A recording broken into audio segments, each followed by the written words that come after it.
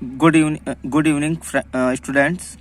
पिछले वीडियो के अंदर अपन ने अच्छी कास्ट प्राप्त होने वाले प्लांट्स के बारे में पढ़ा था, जिसमें अपन ने शीशम, बबूल, इसके अलावा देवदार, सौल, सागवान, इन प्लांट्स के बारे में पढ़ा था और उनकी वुड या कास्ट कैसी प्राप्त होती है और कैसी उसकी प्रॉपर्टीज होती है, उनके बारे में पढ़ा था। आज का अपन का जो टॉपिक होता है वो है ईंधन कास्ट या फायरवुड। ईंधन कास्ट या फायरवुड क्या होती है? तो वुड ऐसी वुड या ऐसी कास्ट जिसको सीधे ही जलाकर ईंधन के रूप में यूज किया जाता है। तो इस प्रकार की वुड को अपन जलाऊ लकड़ी या ईंधन कास्ट या फायरवुड कहते हैं। तो ईंधन कास्ट या फायरवुड से क्या मतलब हो गया, यानी कि ऐसी वुड जिसका यूज अपन किस में करें, सीधे ही जलाकर फ्यूल के रूप में या ईंधन के रूप में करें। तो इस प्रकार की कास्ट को अपन क्या बोल सकते हैं? फायरवुड कहते हैं। अब जो वुड होती हैं उसको निम्न रूपों में जो ईंधन के रूप में अपन काम में ले सकते हैं, जैसे बुरादा व छिलन तथा कास्ट आटा। इस फॉर्म में भी अपन है जो वुड को फ्यूल के रूप में यूज ले सकते हैं। जैसे बुरादा कैसे प्राप्त होता है, तो अपन जब वुड होती है उसके ऊपर रंदे मारते हैं तो उससे जो बारीक छिलन और उसके छोटे छोटे टुकड़े प्राप्त होते हैं, कण प्राप्त होते हैं, उसको बुरादा, और उसकी छाल के जो टुकड़े प्राप्त होते हैं उसको अपन छिलन बोलते हैं। या फिर कभी कभार छिलन और बुरादा को पीस कर उसका आटा तैयार किया जाता है, तो उसको बोलते हैं अपन वुड फ्लोर। तो इनको सभी को अपन जलाने के रूप में यूज ले सकते हैं। नेक्स्ट है जो इसका फॉर्म है चारकोल के रूप में। तो चारकोल का फॉर्मेशन कैसे कर सकते हैं? तो जो वुड होती है उसको अपन आंशिक दहन करें तो उससे जो चारकोल का फॉर्मेशन होता है। आंशिक दहन का मतलब होता है पूर्ण रूप, यानी कि पूरे ऑक्सीजन की प्रेजेंस में ना जलाना चाहिए। तो जो बनने वाली चारकोल होती है वो लो रहित होती है, धुआं रहित होती है और लंबे समय तक है जो हीट या उष्मा देती है। तीसरा जो इसका टाइप है वो है कोयला या कोल। तो कोयला है जो अपन यानी कि एक फॉसिल फ्यूल होता है और जिसका फॉर्मेशन है जो प्लांट बहुत करोड़ों वर्षों पहले प्लांट जो चट्टानों के नीचे दब गए थे, तो उनसे जो कोयले का फॉर्मेशन होता है, और जो कोयले का फॉर्मेशन होता है वो संपीड़न द्वारा या कंप्रेसिंग के द्वारा होता है। नेक्स्ट जो फ्यूल वुड का यूज है जो फ्यूल के रूप में किया जाता है वह पेट्रोलियम। तो ये भी एक फॉसिल फ्यूल है और कार्बन और हाइड्रोजन यौगिकों का बना होता है और जनरली ये लिक्विड स्टेज में प्रेजेंट रहता है। अब नेक्स्ट है आपके पास जो भी फ्यूल है या फायर फ्यूल है उसके विशेषताएं क्या है, यानी कि अच्छे ईंधन कास्ट की स्पेशलिटी क्या होनी चाहिए। तो ईंधन कास्ट ऐसा होना चाहिए कि उनमें अत्यधिक दहन क्षमता होनी चाहिए, यानी कि वो ज़्यादा से ज़्यादा जल सके। और दूसरा इसकी स्पेशलिटी क्या है?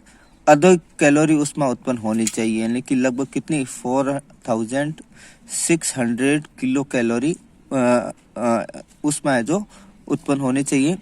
और जो फायरवुड होता है उसको जलाते समय कास्ट का विखंडन नहीं होना चाहिए, यानी कि स्प्लिटिंग, टूटना नहीं चाहिए। फिर जो फायरवुड है उसके अंदर रेजिन और नमी की मात्रा कम होनी चाहिए ताकि इजीली जल सके और धुआं ना दे। और नेक्स्ट जो इसकी स्पेशलिटी है वो है जलने पर धुआं कम उत्पन्न होना चाहिए और बदबू नहीं आनी चाहिए। नेक्स्ट है जो लंबे समय तक तथा एक समान जलनी चाहिए, यानी कि काफ़ी देर तक और एक तरह से ही है जो जलनी चाहिए। अब नेक्स्ट जो इसके अंदर है वो है ईंधन कास्ट का संवर्धन, यानी कि फायरवुड का प्लांटेशन कैसे करते हैं। तो जनरली अभी प्रेजेंट टाइम में जो एग्रीकल्चर लैंड है उसके ऊपर पॉपुलेशन ग्रोथ होने के कारण वहाँ पर जनसंख्या वृद्धि होने के कारण जो लैंड एग्रीकल्चर लैंड है, इसके अलावा जो फॉरेस्ट है तो उनको नष्ट करके आवास बनाए जा रहे हैं। इसके अलावा कुछ ऐसे प्लांट्स भी हैं जो हमारे लिए कॉमर्शियली इम्पोर्टेंस है, लेकिन उनका यूज है जो फायरवुड के रूप में किया जाता है। तो इस तरह से अपन को एक अच्छी ईंधन कास्ट का प्लांटेशन करने के लिए अपन को क्या करना चाहिए? तो ईंधन के स्रोत वृक्षों का है जो अधिक से अधिक रोपण किया जाना चाहिए। यानी कि ऐसे मतलब प्लांट को अपन को अधिक से अधिक उगाना चाहिए जिनसे अपन को अच्छी किस्म के ईंधन प्राप्त होता है। फिर घरों में अपन जो चूल्हे यूज हो रहे थे ले रहे हैं वो उन्नत चूल्हों का प्रयोग किया जाना चाहिए। यानी कि जब उसके अंदर अपन लकड़ी डालते हैं तो पूरी की पूरी ऑक्सीजन की प्रेजेंस में जलनी चाहिए। फिर जो ईंधन कास्ट की ऊर्जा है उसको विभिन्न स्वरूपों में बदलकर अधिकतम क्षमताओं का उपयोग किया जाना चाहिए। नेक्स्ट है ईंधन कास्ट के रोपण हेतु उपयुक्त भूमि व उपयुक्त पादप जातियों का भी चयन करना चाहिए। अब नेक्स्ट है जो फायरवुड है उसके प्रमुख स्रोत या सोर्सेज कौन कौन से हैं। तो इस इंडेक्स के अंदर फायरवुड के मेन सोर्सेज के बारे में दे रखा है, उनके कॉमन नेम, बॉटनिकल नेम और उनकी फैमिली नेम के बारे में दे रखा है। तो फर्स्ट दे रखा है बबूल का बॉटनिकल नेम अकेसिया निलोटिका है और इसकी फैमिली है वो है माइमोसेसी। फिर है कुमटे का बॉटनिकल नेम अकेसिया सेनेगल और ये भी माइमोसेसी फैमिली से रिलेटेड है। फिर है विलायती बबूल, इसका बॉटनिकल नेम है अकेसिया टोर्टेलिस, ये भी माइमोसी फैमिली का है। फिर है खेर, तो इसका बॉटनिकल नेम है अकेसिया कटेचू। फिर है खेजड़ी या जिसको बोलते हैं अपन जेंट, उसका बॉटनिकल नेम है प्रोसोपिस साइनेरिया, ये भी माइमोसी फैमिली का है। फिर नेक्स्ट है इजरायली बबूल का बॉटनिकल नेम प्रोसोपिस जुलिफोरा है। फिर नेक्स्ट है जो सू बबूल, इसका बॉटनिकल नेम ल्यूसिना ल्यूकोसिफेला है। फिर है आयरूल जिसका बॉटनिकल नेम जालिया जाइलोकार्पा है और ये सब भी है जो माइमोसेसी फैमिली से रिलेटेड है। फिर नेक्स्ट है 9 नंबर वो है सीरीज जिसका बॉटनिकल नेम एल्बीजिया लैबेक है और इसको भी माइमोसी फैमिली के अंदर रखा गया है। फिर नेक्स्ट है सिसम या सिसो जिसका बॉटनिकल नेम डल्बर्जिया सिसो, जिसके बारे में अपन पढ़ चुके हैं। तो इसका भी फैमिली है वो पेप्लियोनियसी है, यानी कि लेगुमिनेसी फैमिली से रिलेटेड है, ये इसकी सब फैमिलीज हैं। फिर नेक्स्ट है जो नीम है जिसका बॉटनिकल नेम एजेडिरेक्टा इंडिका है और ये मेलिएसी फैमिली से रिलेटेड है। फिर है नेक्स्ट बेर या जाड़ी जिसका बॉटनिकल नेम जिजीपस जुजुबा है और ये रेमेनेसी फैमिली से रिलेटेड है। फिर नेक्स्ट है दोक या दावरा जिसका बॉटनिकल नेम एनोजिसस लेटिफोलिया, ये कंबेरेटिसी फैमिली से रिलेटेड है। फिर हल्दू है जिसका बॉटनिकल नेम एडिना कॉर्डिफोलिया और रूबियसी फैमिली से रिलेटेड है। जामुन बॉटनिकल नेम साइजियम क्यूमिनी और मिर्टेसी फैमिली से रिलेटेड है। नेक्स्ट है महुआ जिसका बॉटनिकल नेम मधुका इंडिका और ये फैमिली है वो सेपोटेसी फैमिली से रिलेटेड है। केजुराइना जिसको जाऊ भी बोलते हैं, इसका बॉटनिकल नेम केजुराइना एक्विसिटिफोलिया है और ये केजुराइनेसी फैमिली से बिलोंग करता है। फिर नेक्स्ट है सुंदरी जिसका बॉटनिकल नेम है हेरिटिएरा फॉर्मस और ये राइजोफोरेसी फैमिली से रिलेटेड है। नेक्स्ट प्लांट का नाम है फोग, इसका बॉटनिकल नेम कैलिगोनम पॉलीगोनोइडस है और ये पॉलीगोनेसी फैमिली से रिलेटेड है। फिर नेक्स्ट है कदम जिसका बॉटनिकल नेम एंथोसिफिलिस कदमा है और ये रूबियसी फैमिली से रिलेटेड है। नेक्स्ट है चुरेल जिसका बॉटनिकल नेम होलोप्टिलिया इंटीग्रीफोलिया और ये डाइप्टेरोकार्पेसी फैमिली से रिलेटेड है। तो अपन ने फायरवुड और उनके इम्पोर्टेंट सोर्स के बारे में पढ़ लिया है। अब नेक्स्ट अपन का जो प्लांट है वो है बैम्बूज या बांस। ठीक है, बैम्बूज या बांस, तो बैम्बू है या जो बांस है वो ग्रैमिनी या पोएसी फैमिली से रिलेटेड है और इसको बैम्बूसी ट्राइब के अंदर रखा गया है। वर्ल्ड के अंदर इसका कल्टीवेशन ट्रॉपिकल और सब ट्रॉपिकल रीजन के अंदर किया जाता है। मेनली जो इसका कल्टीवेशन है वो eastern region of Asia and south America के अंदर होता है। इसके अलावा India, Burma, Bangladesh, Indonesia, Australia और चाइना के अंदर भी इसका कल्टीवेशन होता है। बैम्बूज का जो इंडिया के अंदर कल्टीवेशन है वो आसाम, नागालैंड, मेघालय, मिजोरम, वेस्ट बंगाल, कर्नाटक, ओडिशा और एमपी के अंदर होता है।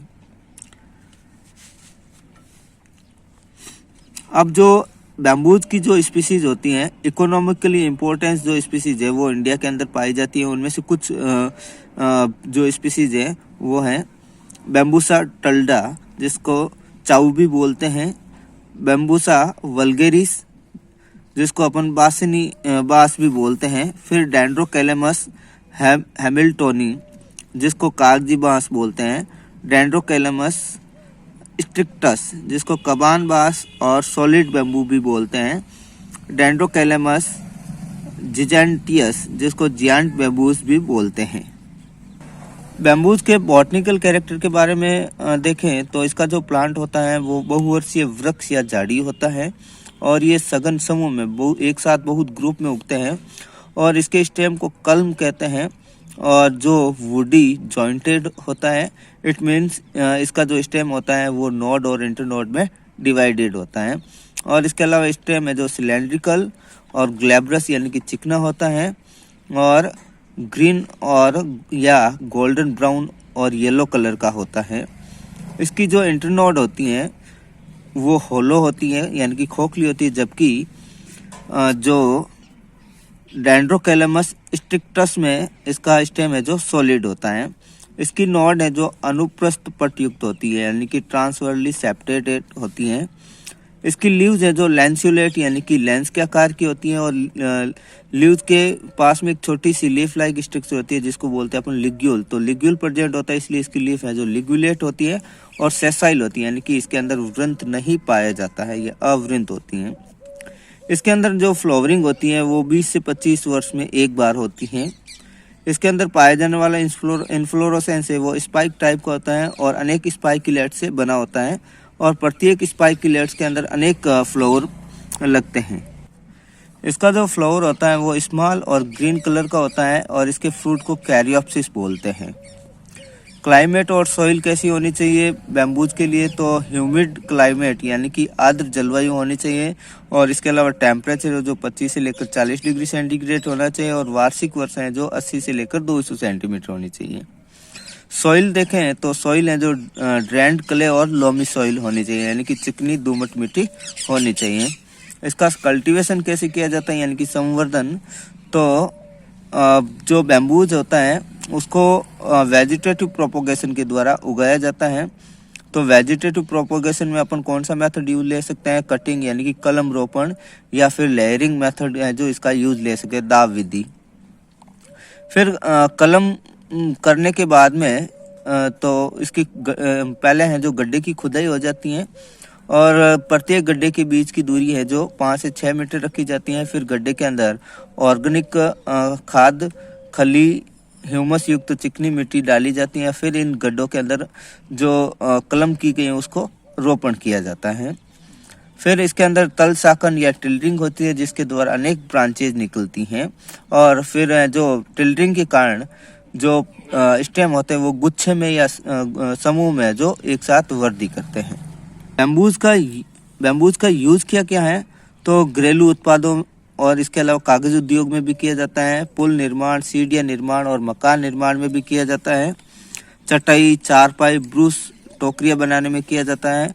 इसके अलावा कुर्सियाँ, सोफे, टेबल, खिलौने, फूलदान व ट्रे बनाने में किया जाता है और छप्पर बनाने में भी इसका यूज होता है।